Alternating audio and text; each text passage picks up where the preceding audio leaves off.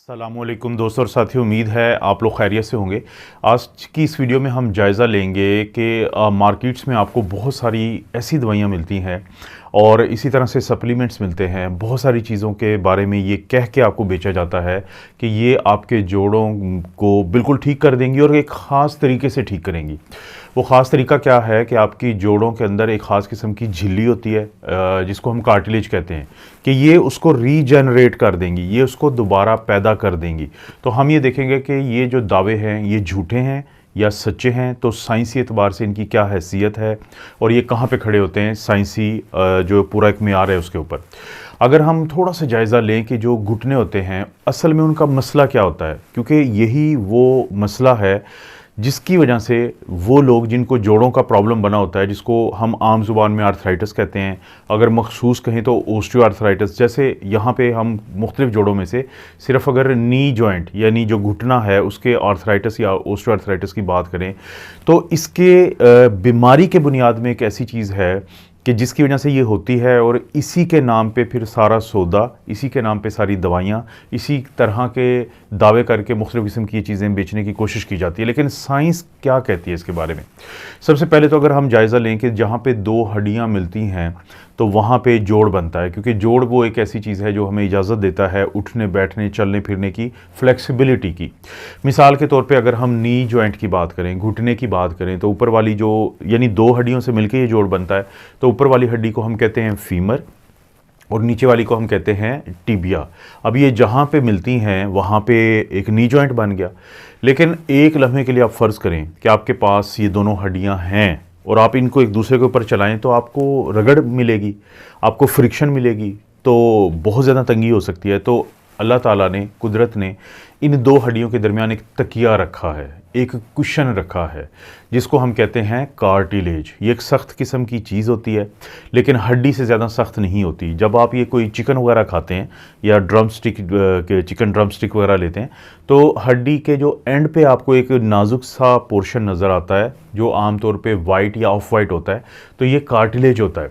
अब ये जो कार्टिलेज है ये तकिए का किरदार अदा करता है, ये कुशन का किरदार अदा करता है, जिसकी वजह से दो हड्डियों के दरमियान रगड़ ज़्यादा पैदा नहीं होती। क्योंकि अगर ये कुशन ना हो तो रगड़ हो जिससे सोजिश जन्म ले और सोजिश दर्द की तरफ, सोज की तरफ लेके जाती है, काम को मुतासर करने की तरफ लेके जाती है। तो इसलिए अल्लाह ने, कुदरत ने यहाँ पे एक तकिया रखा है कार्टिलेज नामी जो, और यही आप गौर करें कि जब ये कार्टिलेज ख़त्म हो जाता है तो तभी हम कहते हैं कि किसी को आर्थराइटिस हो गया। बढ़ती हुई उम्र के साथ, किसी चोट लगने के साथ, अगर ये तकिया दो हड्डियों के दरमियान जो कुशन था वो ख़त्म हो जाता है, कार्टिलेज ख़त्म, तो आर्थराइटिस। और यही वो चीज़ है जिसका दावा किया जाता है दवाइयों के अंदर कि कार्टिलेज जो है, आप कुछ दवाइयों को जहन में लाएं, ज़ाहिर है कि मैं ब्रांड के नाम नहीं दे सकता, लेकिन कार्टिलेज को जहन में लाएं लफ्ज़ को, और जनरेशन को जहन में लाएं कि आप ये दवाई खाएं तो आपको कार्टिलेज जो है वो पैदा हो जाएगा। तो आपको अंदाज़ा हो जाएगा कि मैं किस किस्म की दवाइयों की बात कर रहा हूँ जिनके नाम के अंदर इस दावे को मुख्तसर तौर पे कहा जाता है कि ये खाएं तो इससे फ़ायदा होगा। फिर सप्लीमेंट्स की बहुत ज़्यादा बात की जाती है। फिर इसी तरह से बहुत सारी चीज़ों के बारे में कहा जाता है कि ये अगर आप करेंगे तो इससे आपका कार्टिलेज दोबारा पैदा हो जाएगा। देखें दोस्तों, हमारे जिगर पे अगर चोट लग जाए, लिवर की इंजरी हो जाए, तो ये दोबारा रीग्रो कर जाता है, रीजनरेट कर जाता है, इसके अंदर सलाहियत होती है।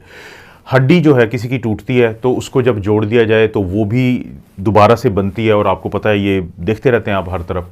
लेकिन अगर किसी का हराम मगज़ यानी स्पाइनल कार्ड टूट जाए, या किसी का कार्टिलेज यानी वो शख्स, लड़का लड़की मर्द औरत जिसकी उम्र 18 साल से ज़्यादा हो, जिसमें हड्डियों का बनना रुक चुका हो, कार्टिलेज का बनना रुक चुका हो, तो उसमें हराम मगज़ की तरह ये जो कार्टिलेज होते हैं ये भी रीजनरेट नहीं करते, ये रीग्रो नहीं करते। ये पहली तो आप ये बात ज़हन में रख लें कि कोई दवाई या सप्लीमेंट अगर ये जायज़ आपको दावा करता है और उसके ऊपर लिखा हुआ है कि ये आपके कार्टिलेज को, ये जोड़ के अंदर मौजूद झिल्ली को, ये दो हड्डियों के दरमियान मौजूद झिल्ली को रीजनरेट करवाता है, रीग्रो करवाता है, तो ये दावा गलत है, क्योंकि जो कार्टिलेज है वो नहीं होता, पहली बात। तो साइंस पे जो साबित शुदा ट्रीटमेंट है इसको दोबारा लाने के वो क्या हैं, उसमें एक तो ये होता है कि कोई ऑपरेशन किए जाते हैं जैसे ड्रिलिंग करके या कैमरे वाला आर्थ्रोस्कोपी उसे हम कहते हैं, स्कोपी होता है देखना, आर्थर जॉइंट को कहते हैं, कि कुछ होल करके सुराख करके कैमरे की मदद से आपके ये जो जोड़ हैं इनके जहाँ पे कार्टिलेज था उसके नीचे एक हड्डी होती है जिसको हम सब कॉन्ड्रल बोन कहते हैं, तो उसको थोड़ा ज़ख्मी किया जाता है। ज़ख्मी करने से वहाँ से ब्लड निकलता है और जैसे निकलता है तो हमारे जिस्म का जो इम्यून सिस्टम है, जिस तरह आपकी जल्द के ऊपर जब कोई ज़ख्म आता है तो फिर वो हील कर जाती है, वो वहाँ पे ज़ख्म ठीक हो जाता है लेकिन स्कार बन जाता है। तो इसी तरह से वो जो जोड़ है वहाँ पे एक स्कार बनाया जाता है जिस्म की तरफ से। अब वो जो स्कार है वो किसी हद तक तकिए का किरदार अदा करता है, यानी कार्टिलेज तो नहीं होता प्योर, यानी होता वो भी एक स्कार है, एक फाइब्रोसिस होता है, एक ऐसा अमल होता है जिसकी वजह से वहाँ पे एक नया तय डाल दी जाती है जिसका मेयार वो नहीं होता जो कार्टिलेज का होता है। तो किसी हद तक लोगों को फ़ायदा होता है। तो साइंसी तौर पे कुछ ड्रिलिंग के या इस तरह के छोटे मोटे ऑपरेशंस होते हैं कि जिनकी मदद से इसको किया जाता है, पहली बात। दूसरा ये है कि साइंस में जो साबित शुदा है वो फिर ट्रांसप्लांट है। दो किस्म के होते हैं, यानी जो कार्टिलेज है उसको ट्रांसप्लांट किया जाएगा, या तो उसी शख्स के जिस्म के किसी और हिस्से से कार्टिलेज को लेके वहाँ पे डाला जाएगा, इसे हम कहते हैं ऑटोग्राफ्टिंग। ग्राफ्ट लिया, ऑटो मतलब उसी शख्स से। लेकिन अगर किसी और से लिया जाता है, जैसे किसी ने अपनी ज़िंदगी में वसीयत की थी, विल दी थी कि अगर मेरे मरने के बाद मेरे फ़लाँ हिस्से जो है किसी को भी दे दिए जाएँ, और उसमें कार्टिलेज का भी जिक्र है, तो जैसे ही ऐसा कुछ होता है तो फ्रेश उसका जिस्म का वो हिस्सा कार्टिलेज लेके किसी और को लगाया जा सकता है। इसको हम एलोग्राफ्ट कहते हैं कि किसी और का लेके लगाया गया है। ये तो साइंसी तौर पे साबित शुदा है कि इस तरीके से आप जो कार्टिलेज है वो नया ला सकते हैं। ज़ाहिर है ये ट्रांसप्लांट में तो आपने किसी का लिया या अपना किसी और जगह से लिया, लेकिन फूड या सप्लीमेंट ये नहीं कर सकते। दूसरा फिर दावा होता है कि जो स्टेम सेल है, स्टेम सेल क्या होते हैं कि जब इंसान पैदा होता है तो पैदाइश के अमल के शुरू में ही, जब इंतहाई छोटी उम्र का होता है, माँ के अंदर होता है, तो कुछ सेल्स बनते हैं, उनको हम प्लूरिपोटेंट स्टेम सेल कहते हैं। इसका लफ्ज़ी मतलब भी ये है कि ये एक ऐसे सेल हैं जो फिर मुख्तलिफ़ किस्म के आपके उज़्व बना देते हैं।